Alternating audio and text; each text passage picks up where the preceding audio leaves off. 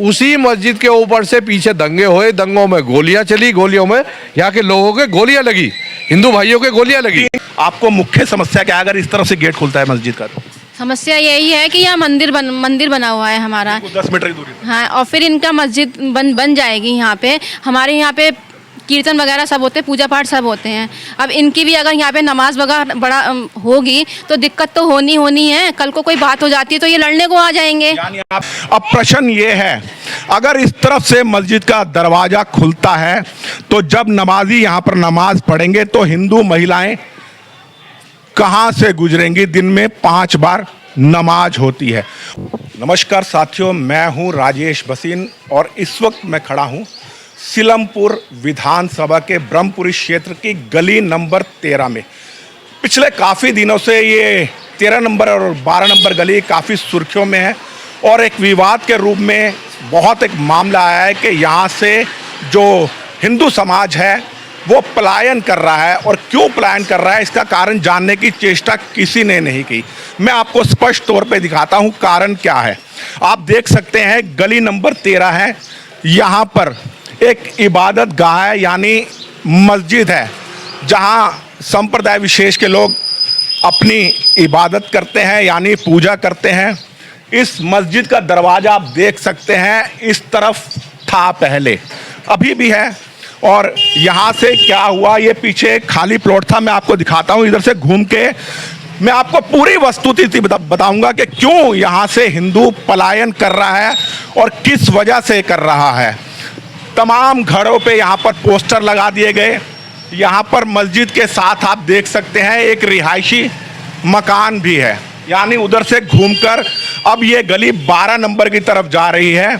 अब मस्जिद जो थी, आप इधर दिखाइए, केवल यहाँ तक थी, ये मस्जिद यहाँ तक थी, लेकिन अब इसका दायरा बढ़ाकर इस प्लॉट को भी मस्जिद कमेटी ने ले लिया है और यहाँ भी मस्जिद का निर्माण हो रहा है। ये है मुख्य वजह।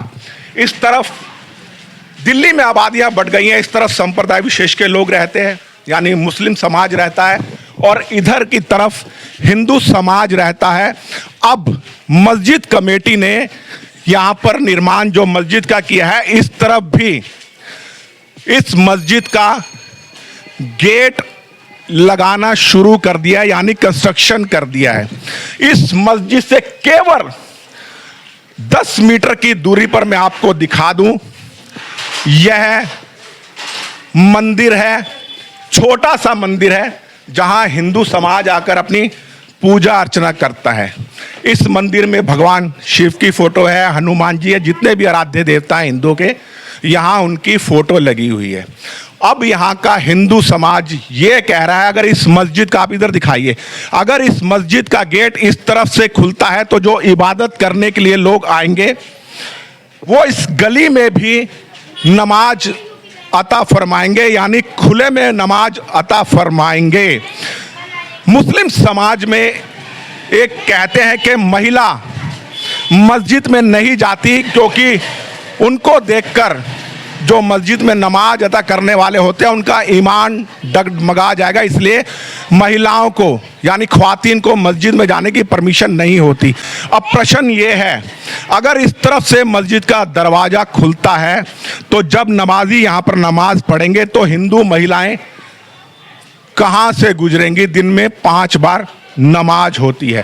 और इसी डर से, क्योंकि यहाँ 2020 में पहले बहुत भयंकर दंगे हो चुके हैं जिसमें 53 से ज़्यादा लोगों ने, निरपराध लोगों ने अपनी जान गंवाई थी। दोनों संप्रदाय की तरफ से लोग मारे गए थे और उस वक्त यहाँ भी 3 युवकों को, हिंदू युवकों को गोली लगी थी। एक युवक के तो यहाँ पर गोली लगी थी और उसी को देखते हुए यहाँ का जो बहुसंख्यक समाज है, हिंदू समाज, डरा हुआ है कि अगर इस तरफ से गेट खुलता है तो हम अपने मंदिर में, ये जो मंदिर है इसमें अपनी पूजा अर्चना कैसे कर पाएंगे। मैंने पहले भी एक बात बोली है, मस्जिदों में महिलाओं का जाना परमिशन नहीं है, अलाउड नहीं है, लेकिन जब यहाँ हिंदू महिलाएं पूजा करेंगी तब वो नमाजी अपनी नमाज कैसे अता कर पाएंगे? बिल्कुल ये है सारा मसला। और इसी डर से, इसी भय से यहाँ के हिंदू समाज ने पलायन करना शुरू कर करने की वो यहाँ पर पोस्टर लगा दिया। यहाँ भी एक पोस्टर लगा हुआ था, इस पोस्टर को फाड़ दिया गया है। मैं आपको दूसरी तरफ ले चलता हूँ। आज यहाँ पर तमाम घर बंद है, भय का वातावरण है, एक सांप्रदायिक माहौल भी यहाँ पर बना हुआ है। मैं आगे ले चलता हूँ, शायद वहाँ कुछ लोग खड़े होंगे। और सबसे बड़ी समस्या मैं आपको यहाँ ये बता दूँ, ये रिहायशी इलाका है, लेकिन इस रिहायशी इलाके के अंदर बड़े पैमाने पर अवैध फैक्ट्रियां चलती हैं, कारोबार चलता है। आप देखिए कितने ऊंचे ऊंचे दिखाई है इस गली के अंदर, कितने ऊंची ऊंची ये 25-25 गज के मकान हैं, जहां 4-4, 5-5 मंजिला कंस्ट्रक्शन हो रहा है। और इन घरों में अवैध, असंवैधानिक अवैध फैक्ट्रियां चलती हैं, जीन्स की फैक्ट्रियां चलती हैं। यहाँ पर बहुत बड़ा कारोबार है जाफराबाद में, जैकेट्स की फैक्ट्रियां सब है। और बाहर से जो पश्चिमी उत्तर प्रदेश से यहाँ पर मजदूर आते हैं, कोई आजमगढ़ से आ रहा है, कोई इलाहाबाद से आ रहा है, कोई बनारस से आ रहा है, कोई मेरठ से आ रहा है, उनकी आइडेंटिटी भी नहीं होती, यानी पहचान भी नहीं होती, और वहाँ यहाँ आकर वो रहते हैं।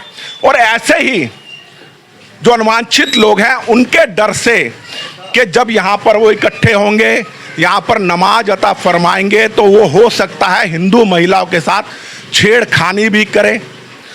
इसी वजह से हिंदू समाज यहाँ डरा हुआ है। सबसे पहले तो ये जो अवैध फैक्ट्रियाँ चल रही हैं, मैं दिल्ली सरकार से निवेदन करूँगा, और आज इस मामले में मैं आपको ज्ञात करवा दूँ, आज इस मामले में दिल्ली की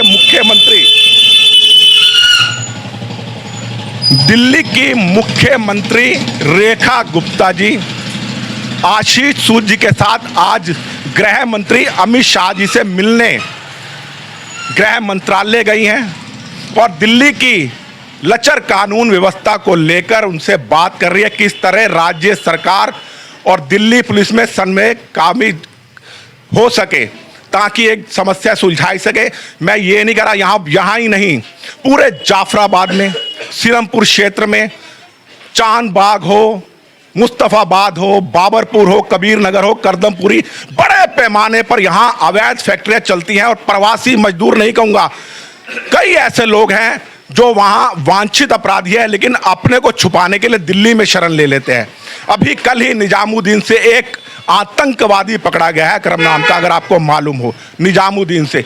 और ऐसे ही वांछित अपराधी इन गलियों में आके शरण ले लेते हैं, फैक्ट्री में कामगारों के तौर पे काम करते हैं, जहां उनको रोटी भी मिल जाती है, रोजी मिल जाती है, और रात के समय ऐसे ही वांछित अपराधी अपराध करते हैं, महिलाओं के साथ दुष्कर्म करते हैं, चैन स्नैचिंग की बातें भी करते हैं। मैं आपको दिखा दूं, इस मकान पे भी लगा हुआ है, ये मकान बिकाऊ है।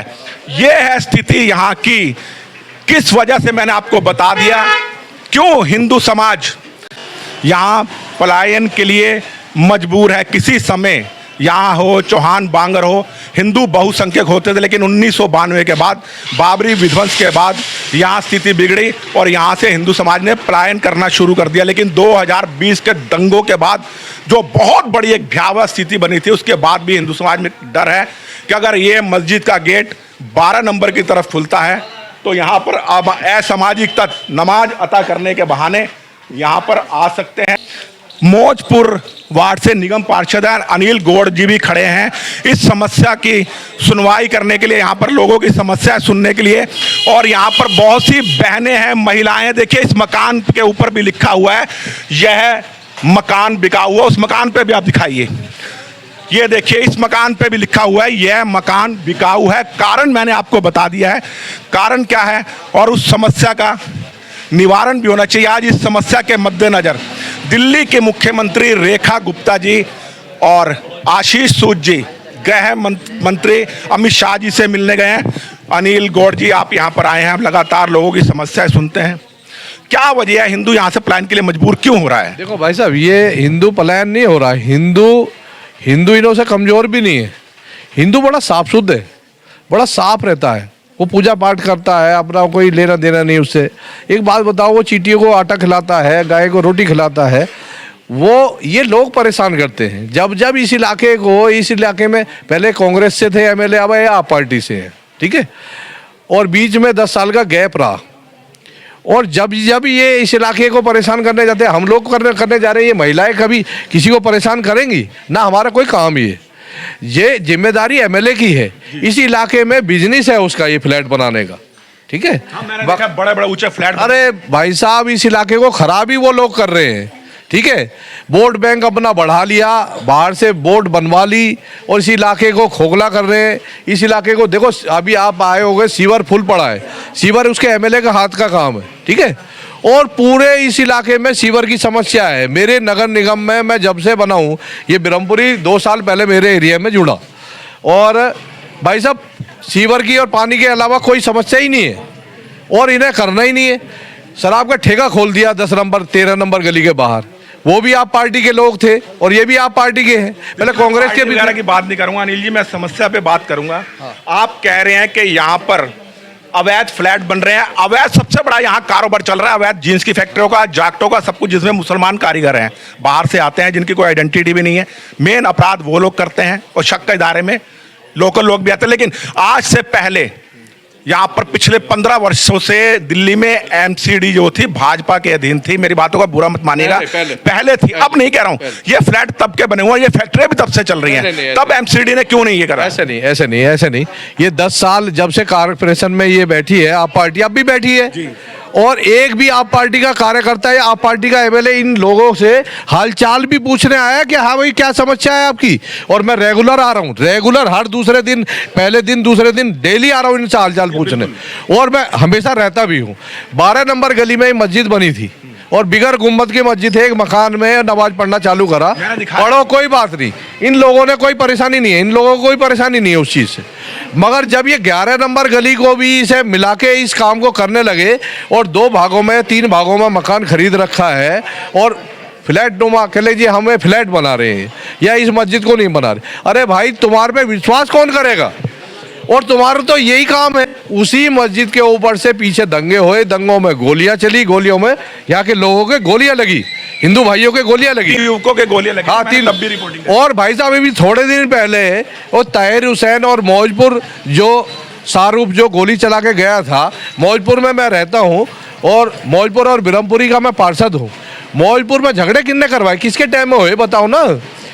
आप पार्टी केजरीवाल के टाइम में हुए, यहाँ के एमएलए यही लोग थे और इन्हीं लोगों ने वहाँ मौजपुर चौक को बदनाम करने की कोशिश करा, गोकलपुरी पे पेट्रोल पंप जला दिया, इन इलाके में इस गलियों को खराब कर रहे, फ्लैट बना रहे जानबूझ के इन महिलाओं को। ये महिलाएं परेशान, अरे भाई घर से बाहर नहीं निकलती हमारी महिलाएं, हमारी बहनें। मन में डर है अगर यहाँ, अरे कोई डर फर नहीं है भाई, कोई डर फर नहीं है, ये सारे इकट्ठे होगा। अरे भाई ये शरीफ लोग हैं, ये शरीफ लोग हैं, यही तो कहता हूं, तो डर है, डर नाम की चीज नहीं है ना, डरते ना हम। अरे डरने की क्या बात है, मगर इस इलाके को खोखला करते हैं ये हमारे संगी मिलके और इस इलाके को ज्योग्राफी को खराब कर रहे हैं। ये जिम्मेदार किस लिए बनाए भाई?